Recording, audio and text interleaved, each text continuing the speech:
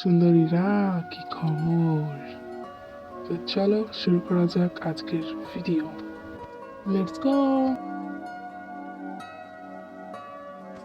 গল্পের নাম তেইককে খুনসুটি ভালোবাসা। আমাদের গল্পের নায়িকা হচ্ছে তের আসল নাম হচ্ছে কিম তেয়ান, বয়স 17, বাড়ি সাউথ কোরিয়া সিওলে। তের বাবার নাম মিস্টার সুগা অ্যান্ড মায়ের নাম মিসেস জিমিন। তের একটা ভাই আছে, নাম জিহোপ। তে আর জিহোপ একই কলেজে পড়াশোনা করে। তে পড়ে ক্লাস 11-এ। তের থেকে জিহোপ 3 বছরের বড়। কিন্তু এই দুই ভাই বোনের মধ্যে ঝগড়া সবসময় লেগেই থাকে, যেন দেখে মনে হয় ইন্ডিয়া ভার্সেস পাকিস্তান। কিন্তু এই দুই ভাই বোন একে অপরকে প্রচন্ড ভালোবাসে, একটার জন্য আরেকটা জান দিতে প্রস্তুত।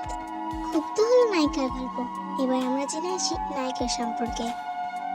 আমাদের গল্পের নায়ক হচ্ছে জিয়ান জাংকুক। তাকে সবাই জেকে বলে ডাকে। নায়কের বয়স 20, বাড়ি সাউথ কোরিয়া মুসল শহরে। তার বাবার নাম হচ্ছে মিস্টার আরেন এবং মায়ের নাম মিসেস জিন। জেকের একটা বোন আছে, নাম লিসা। লিসা জেকের থেকে 3 বছরের ছোট। জেকে সেকেন্ড ইয়ারে পড়ে আর লিসা পড়ে ক্লাস 11। এই দুই ভাই বোন ঠিক তে আর জিওবের মতো, টম অ্যান্ড জেরির মতো সবসময় ঝগড়া লেগেই থাকে, কিন্তু তারা দুজন দুজনকে প্রচুর ভালোবাসে। সো গল্পে যাওয়া যাক। তে এবং লিসা বেস্ট ফ্রেন্ড, আর জাংকুক আর জিহোপ বেস্ট ফ্রেন্ড। জেকে থেকে লাইক করে কিন্তু কিছু বলতে পারে না।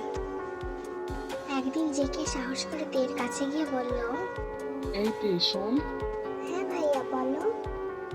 বলছি যে মানে আমি তোকে ভালোবাসি। এই জিঙ্গা তো সস্তা কম নেই। আগে বলে রাখি, জেকে তে তুই করে ডাকে এবং ওর সাথে ঝগড়াও করে, কিন্তু বাসা জিহোপটা কাজ স্টাইল মানে বলো বলে ডাকলো।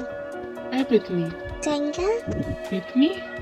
ভাইয়া দেখ, তোর বেস্ট ফ্রেন্ডকে পেতনি বলছে, তুই কিছু বলবি না ওকে? এই জাঙ্কুক, তোর সাহস তো কম নয়, তুই ওকে পেতনি বলিস?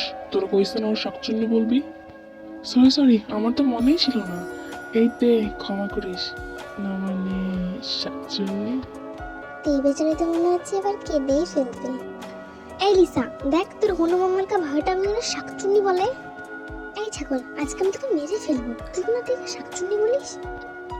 ওরে বাবা রে, অ্যানাকোন্ডা খেপে গেছে যে হোক, পালা নাহলে শাকচুন্নি অ্যানাকোন্ডা মিলে ঘাড় মটকে দেবে। কি তোদের তো এই বলে তারা জিকে এবং জিহোপে তাড়া করে। বেচারাদের তো সেদিন তে আর লিসা মিলে সেই লেভেলে কারানে দিয়েছিল। আজকে লিসার বার্থডে তে আর জিহোপ আসবে।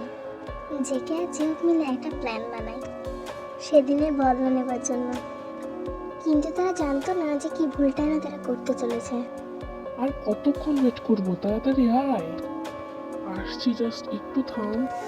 আজকের জন্য এইটুকুই, দেখা হবে নেক্সট পার্টে। আল্লাহ হাফেজ।